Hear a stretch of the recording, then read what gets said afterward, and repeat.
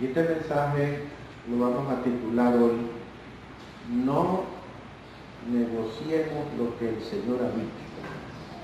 Amén.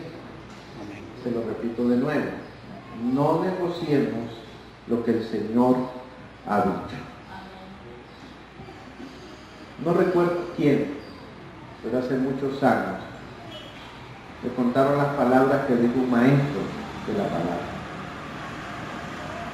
Y este hombre de Dios decía que si logras que por lo menos una vez en la vida el Señor te diga por lo menos una palabra que salga de su boca para usted, tu vida nunca será la misma.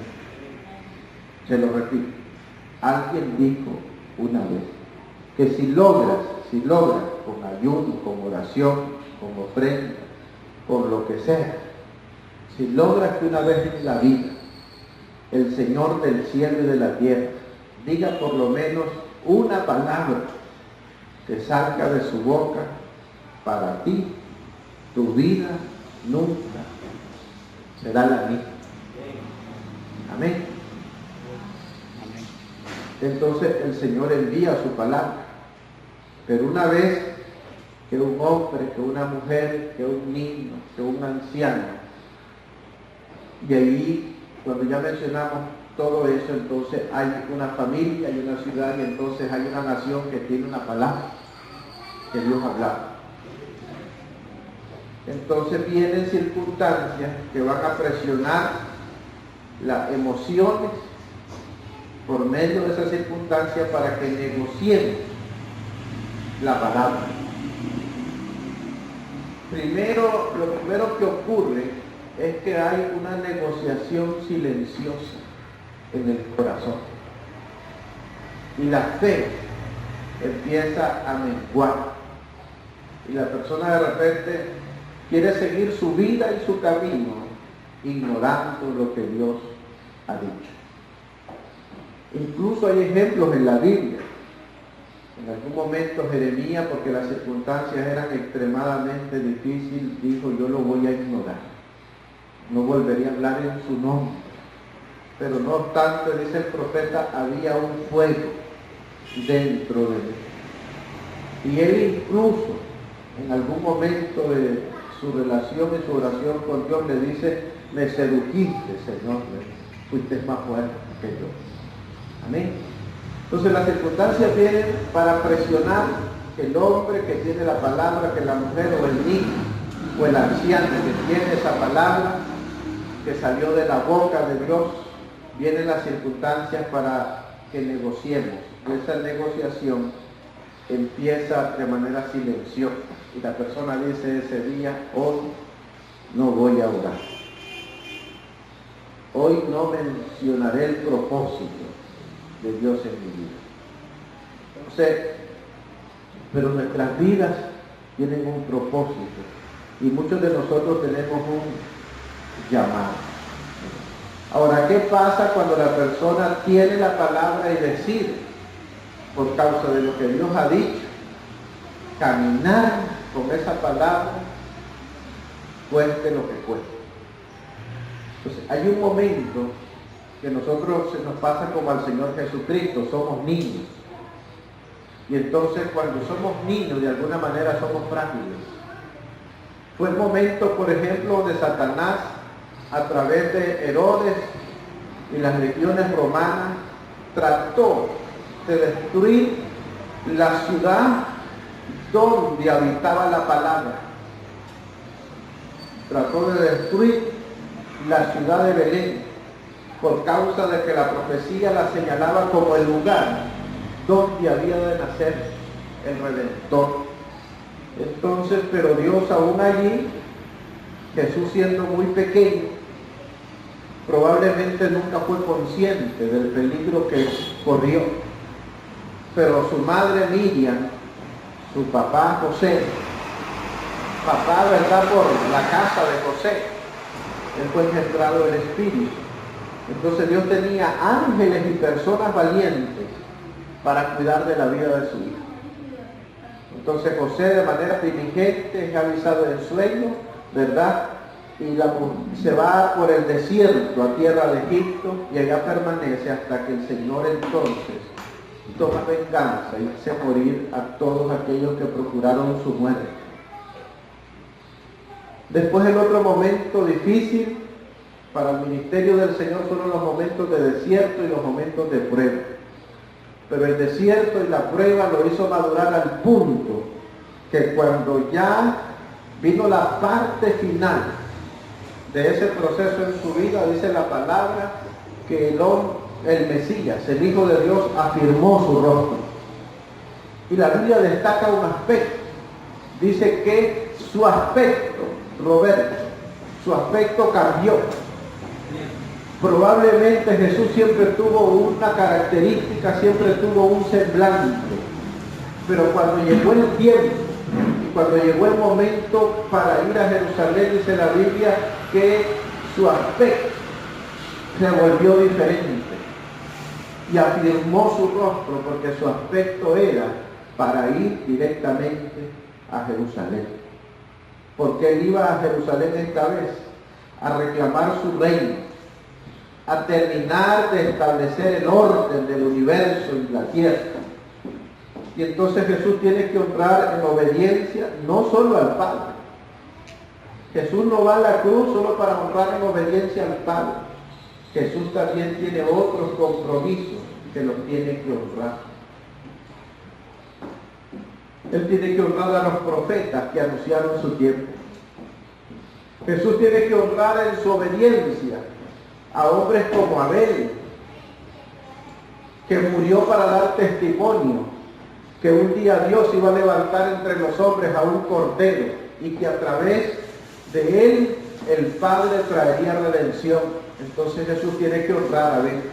Jesús no puede dejar que la sangre de Abel se derrame en vano. Jesús tiene que ir a esa cruz y honrar la paciencia de Job, que en medio de lo más profundo de su sufrimiento le había proclamado a la humanidad que se iba a levantar un pariente redentor a favor de Job y de la raza humana. Jesús tiene que honrar eso. Jesús tiene que honrar a Isaac y a Abraham, que aceptaron, ¿verdad?, ir a Moriah, al monte Moriah, y ofrecer el sacrificio sin que Isaac presentara ninguna resistencia. Jesús tiene que honrar eso.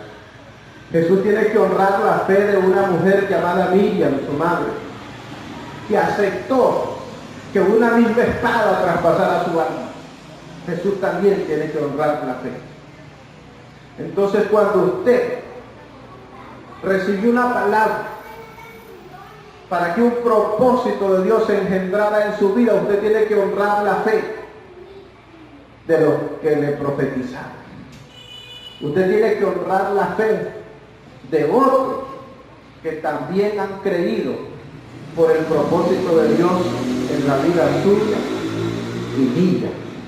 Amén. Y entonces llega el día que dejamos de ser niños y nos toca afirmar el rostro. Se llega el día entonces que hay que afirmar el rostro como intercesores, por ejemplo, y no negociar con las circunstancias el propósito de Dios en nuestros hijos. No negociar con las circunstancias el propósito de Dios con una familia, con un ministerio, con una nación, porque hay que afirmar el rostro.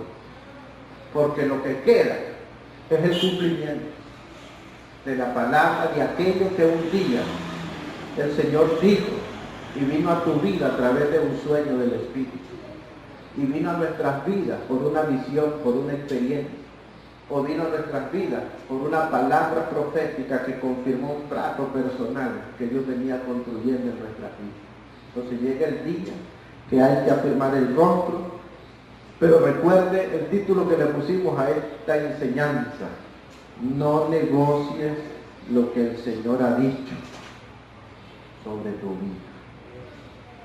Amén. No vamos a negociar. Ahora, les quiero poner un ejemplo. No es el más bonito de la Biblia, pero es útil para lo que estamos diciendo. Amén.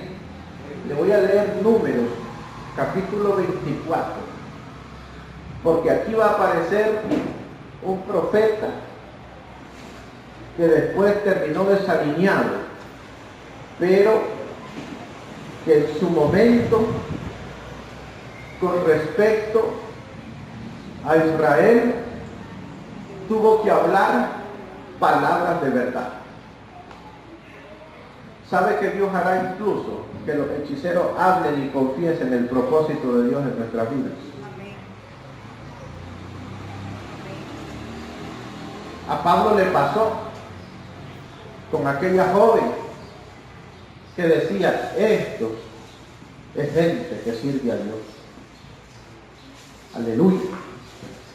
Entonces mire, número 24, verso 1. Cuando vio Balaam que parecía bien a Jehová que él bendijese a Israel, no fue como la primera vez y segunda vez en busca de Agé, sino que puso su rostro hacia el desierto y alzando los ojos vio a Israel alojado por sus tribus. ¿Cómo se miraba a Israel? Su campamento en el desierto, un ejército enorme alojado de acuerdo a sus tribus, sus casas paternas, y en medio de ellos el campamento de Dios. Y entonces, y el Espíritu de Dios, dice, vino sobre él. Entonces tomó su parábola y dijo, Balaam, hijo de Beor, y dijo los varones, y dijo el varón de ojos abiertos. El hombre tenía ojos abiertos, él podía ver. Y dijo, el que oyó los dichos de Dios, el que vio la visión del Omnipotente, pero mire el asunto, dice, caído, pero con ojos abiertos. Un profeta caído, pero con ojos abiertos. Le tocó profetizar sobre Israel. Entonces ninguno de nosotros puede andar negociando el propósito de Dios cuando se levanten voces para querer maldecir la palabra que salió de la boca de Dios, cuando Dios mismo va a obligar a los agareros o agoreros que reconozcan, dice el Señor, que yo te he amado. Amén. Aleluya. Yo haré que se postren, dice, a tus pies y que reconozcan que yo te he amado. Y al hombre le toca profetizar y decir cuán hermosas son tus tiendas, oh Jacob, tus habitaciones, oh Israel, como arroyos están extendidas, como huertos junto al río, como hoyos plantados por Jehová, como cedro junto a las aguas. ¿Usted tiene idea cómo se ve un cedro junto a las aguas? Si usted se va, por ejemplo, a Bluefield, en el parque central de Bluefield, usted se toma una fotito, yo tengo una fotito ahí, donde salgo al lado de unos caobas bicentenarios, 150, 200 años, aquellos caobas enormes, y usted tiene que juntar el brazo de varios hombres para poderlos rodear. Pues usted tiene idea cómo sería un cedro junto a las aguas. Entonces el asunto de crecer es permanecer donde corre la palabra que alimenta el propósito de Dios. Aleluya. Y la profecía es hermosa, que dijo este profeta desalineado, pero que le tocó hablar frente a una nación la palabra correcta. ¿Por qué? Porque aunque él estaba desalineado y queriendo maldecir a Israel, dentro del campamento de Israel había profetas de Dios. Entonces las versiones más apegadas al texto original dicen, no los puedo maldecir porque en medio de ellos hay un profeta de Dios. No los puedo maldecir porque en medio de ellos está el escudo del Omnipotente. Entonces cuando el hechicero se quiere parar frente a un hombre, frente a una mujer que tiene un llamado, va a tener que decir, no lo puedo maldecir porque está lleno del Espíritu Santo. No lo puedo estorbar porque el propósito por el cual camina su jornada en Dios es legítimo delante de aquel que lo llamó. Y entonces la maldición del hechicero se estrella frente a un muro, que es la protección de Dios. Aleluya. Entonces, recuerden lo que él dijo, número 24, dijo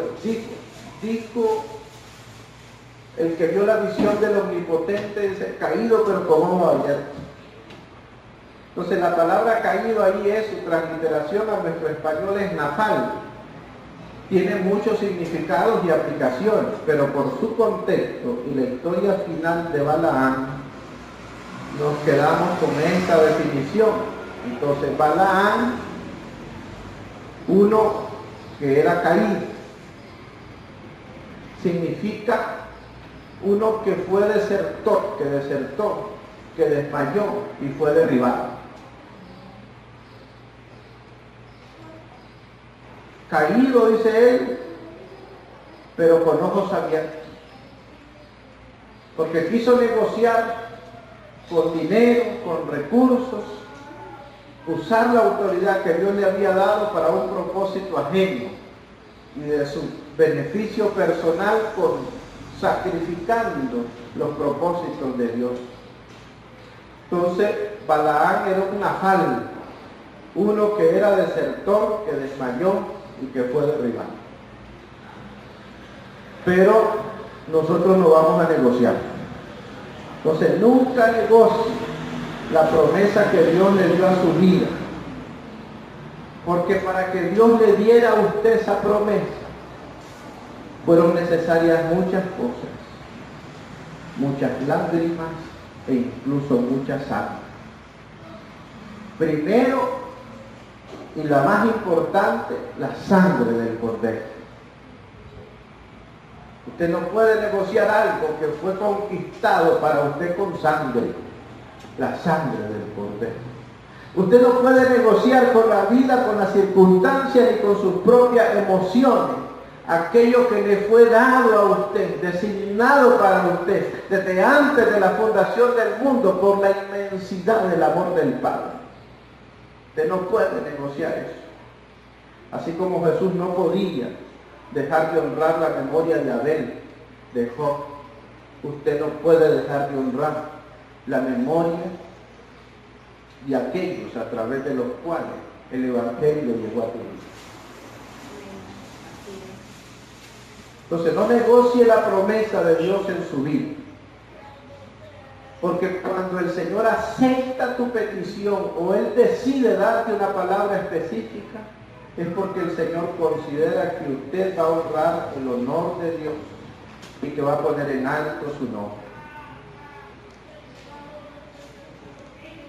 Como nos decía una vez el ingeniero cuando nos enseñaba de oración, ¿se acuerda? Cuando usted ora y le pide cosas a Dios, sea consciente que también Dios le puede pedir a usted cosas.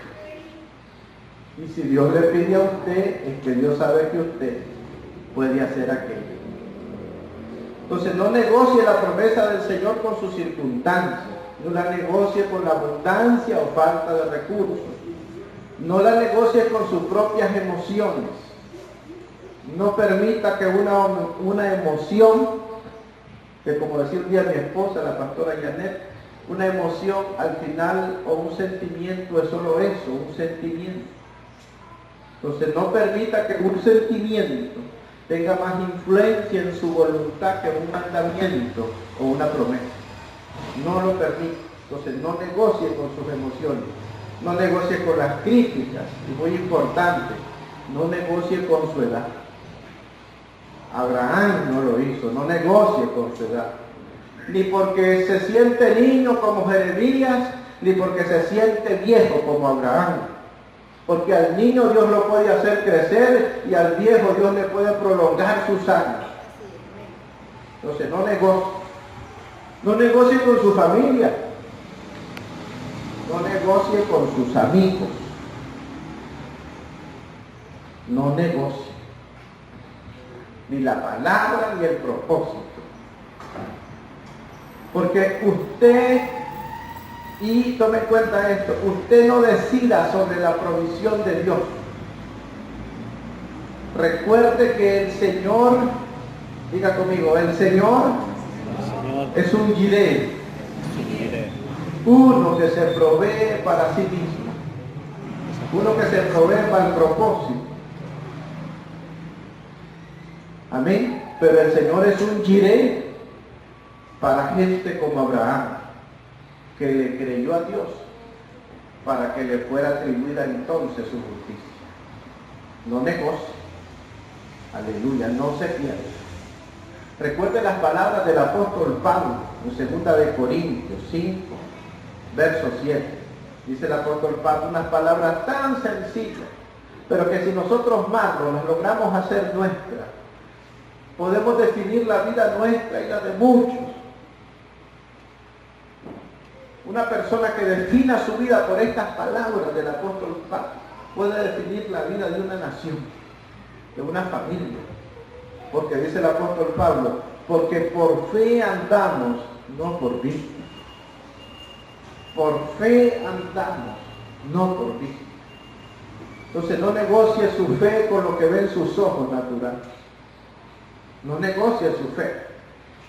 No negocie su fe, el propósito de Dios, por ejemplo, en la vida de tus hijos, tu nación, tu ministerio, tu familia, por lo que oyen tus oídos a tu alrededor, cuando ya tu corazón oye una palabra que vino del cielo.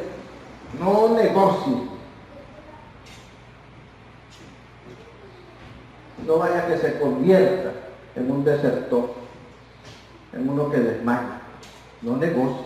Cuando nosotros creemos como aquellos que nos fueron puestos como ejemplos para nosotros imitarlos en su caminar en el Señor, somos puestos, mire esto, somos puestos como una roca en la calzada que Dios construye para que otros caminen a su propósito. ¿Usted ha visto una calzada? Una calzada en el mundo antiguo son piedras que se juntan y se ponen sobre el camino para que ya los pies de otros no resbalen. Donde había lodo, donde el camino era liso, entonces se ponían piedras y con eso se construía una calzada. Y entonces podía venir otro ya después montado en un caballo o montado en un carruaje y caminar sobre aquella calzada con sus pies más seguros. Entonces cuando usted no negocia, Dios agarra tu vida, tu fe, tu testimonio y te pone como una piedra en la calzada que Él construye para otra generación. Entonces, si a alguien, por ejemplo, Dios le mandó tener un ministerio en las comunicaciones y ser dueño de una radio, no negocie eso porque la radio es la plataforma de muchos. Si el hermano Jonás González hubiera negociado con el derrame, el propósito que Dios le había dado para establecer un canal que bañara a las naciones, la plataforma de muchos. Y también aquí, por ejemplo, nuestro hermano el hombre no negoció. Y le pasó de todo, golpes de frente y golpes por la espalda. Pero el hombre no negoció. Y ahí la doctora Saladilla tiene el programa, ¿verdad? Estudiando la Biblia en casa. Y otros tienen otros. Nosotros tuvimos ahí el programa Rompiendo Fortaleza. Entonces, no negocio. La bendición que Dios le ha prometido en su negocio, porque el reino de los cielos va a ocupar de sus ofrendas. Va a ocupar de su ayuda para poder enviar a otros, para poder sostener misiones, para dar de comer al huérfano, para dar de comer a la viuda, o para hacer la casa de Dios. Amén. No negocie entonces. No negocie. Amén. ¿Quiénes nos fueron puestos nosotros como ejemplo? Dice Hebreos 11:1. Es pues la fe, la sustancia de las cosas que se esperan. Esta versión me gusta. La sustancia de las cosas que se esperan. Demostración de lo que no se ve. Porque por ella alcanzaron buen testimonio los antiguos. Y sigue diciendo, por la fe entendemos haber sido constituido el universo por la palabra de Dios. De manera que lo que se ve fue hecho de lo que no se veía. Y aquí vuelve a mencionar a Abel. Por la fe Abel ofreció a Dios más excelente sacrificio que Caín, por lo cual alcanzó testimonio que era justo como Abraham. Dando Dios testimonio de sus ofrendas y muerto, dice, aún habla por ella. O sea, Abel, aunque murió, su ofrenda habla por él. Por la fe no fue traspuesto para no ver muerte, y no fue hallado porque lo traspuso, fue Dios. Y antes de que fuese traspuesto tuvo testimonio de haber agradado a Dios. Pero sin fe es imposible agradar a Dios, porque es necesario que el que a Dios se acerca crea que le hay y que Él es galardonador de los que le buscan. Ahora menciona a Noé. Por la fe Noé, siendo advertido por cosas que aún no se veían, con temor aparejó el arca en que su casa se salvó, y por esa fe condenó al mundo y fue hecho heredero de la justicia, que es por la fe. Por la que Abraham, siendo llamado, obedeció para salir al lugar que había de recibir por herencia, y salió sin saber a dónde iba. Me voy a detener un poquito aquí a recordar algo que explica el apóstol Roberto Bonilla. Dos cosas. Uno, dice: sal de tu tierra y de tu parentela y de la casa de tu padre a la tierra que yo te mostraré. Es decir, Abraham, te voy a llevar a un lugar en el que yo ya estuve. Y te voy a llevar por un camino por el que yo ya conozco. Entonces no tengas temor cuando Dios te llama para caminar con Él, porque Él ya conoce el camino y Él ya estuvo ahí. Lo otro es que cuando los salmos dicen exaltar al que cabalga sobre los cielos, la palabra cabalgar no es como nosotros en nuestra cultura la entendemos, que uno se monta sobre un caballo, aleluya, de aquellos que son puro paso, ¿verdad? Y cuando uno se monta en el caballo, uno se siente tan fuerte como el caballo. Mi padre se sentía el gran hacendado, y lo era cuando se montaba en su famoso sol de mayo. Pero el que cabalga sobre los cielos, la palabra allí tiene que ver con esto, es decir, el Moreto Land, doctor Roberto Bonilla, que tiene que ver con que Dios deja su trono, viene a tus circunstancias para llevarte al lugar de tu destino. Y entonces nosotros cantamos el canto que dice: exaltar al que cabalga sobre los cielos. Y yo no entendía, porque cuando el Señor me llamó al ministerio, yo les he contado a ustedes una visión que un día, mientras estaba acostado en una hamaca, miraba el pecho enorme de un caballo más ancho que este púlpito, sus pechos, y cómo cabalgaba sobre los cielos y corría con una potencia. Aleluya. Y es que Dios había descendido de su trono para llevarme a mi destino. Y entonces no negocies ni con la vida, ni con tus circunstancias, cuando Dios descendió de su trono para llevarte a tu destino. No negocies. Y dice que por la fe Abraham habitó en tierra prometida como en tierra ajena, morando en tiendas con Isaac y Jacob, coherederos de la misma promesa. Qué linda que es la vida. Yo siento un regocijo por lo que voy a decir. Orar en tiendas, levantar tiendas con gente que son herederos de la misma promesa. Es algo poderoso. Dice que Abraham oraba en tiendas con Isaac y Jacob, coherederos de la misma promesa. Aleluya, yo me siento así. Me siento dichoso en mi casa y en mi casa. Porque esperaba la ciudad que tiene fundamento, cuyo arquitecto y artífice y hacedor es Dios. Y dice, también la misma Sara, o la que dijimos aquel día, la Saraí Sara, siendo estéril, recibió fuerzas para concebir y dio a luz aún fuera del tiempo de la edad, porque creyó ser fiel el que lo había prometido. Por lo cual también de uno y de este ya casi muertos salieron, como las estrellas del cielo en multitud y como la arena innumerable que está a la orilla del mar. Cuando Abraham miraba las estrellas, en la mente natural de uno piensa que Abraham estaba viendo estrellas. Y es hermoso ver el cielo a la 1, a las 2, a las 3 de la mañana, como se mira el esplendor del universo. Pero Abraham, de quien Jesús había dicho, había visto aún sus días.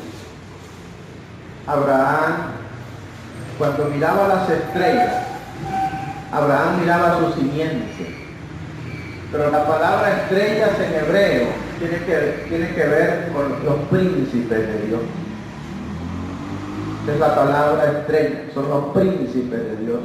Entonces cuando Abraham miraba las estrellas, Abraham miraba su simiente. Entonces Abraham tenía que ver a un David.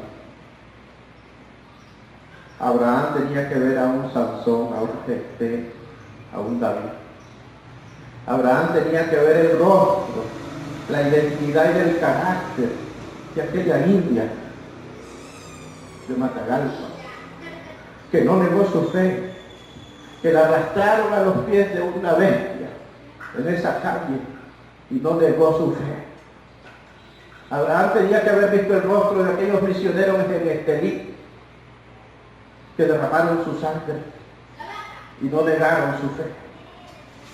Abraham tuvo que haber visto el rostro de cientos y de miles de hombres que no le negociaron a la vida nada. Pero la Biblia dice que el mundo no era digno de ellos, pero no negociaron su fe. Entonces Abraham, Dios le creyó a Dios y le fue contado por justicia. Amén. Santo es Dios.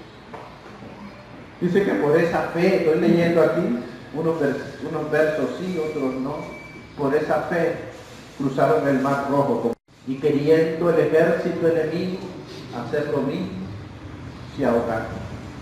Porque la senda en lo que tú caminas, otros no la pueden transitar. El brujo no puede ir por el camino, por la senda que está reservada para los justos y para los santos. No puede ir por él. Aquí aparece la doña, la de la roconona. Dice, por la fe Rahab, la ramera, y Dios no le quitó el mal nombre, porque Dios redimió. Por la fe Rahab, dice la ramera, no pereció juntamente con los incrédulos, habiendo recibido a los espías en paz. Y la mujer tomó un mecate y un canasto, se metió en el salón de la fama de los héroes de la fe. Aleluya. Aquí hay lugar para todos. Amén. Y aquí es donde más me gusta. Dice que por la fe conquistaron reinos, hicieron justicia, alcanzaron promesas, taparon bocas de masones, de leones, taparon bocas. Y aquellos que están en las naciones desafiando el campamento de los santos, como Goliat, que decía Goliat, yo he desafiado, decía Goliat, el campamento de Israel, tienen un hombre que pelee conmigo. Entonces Dios envió a David.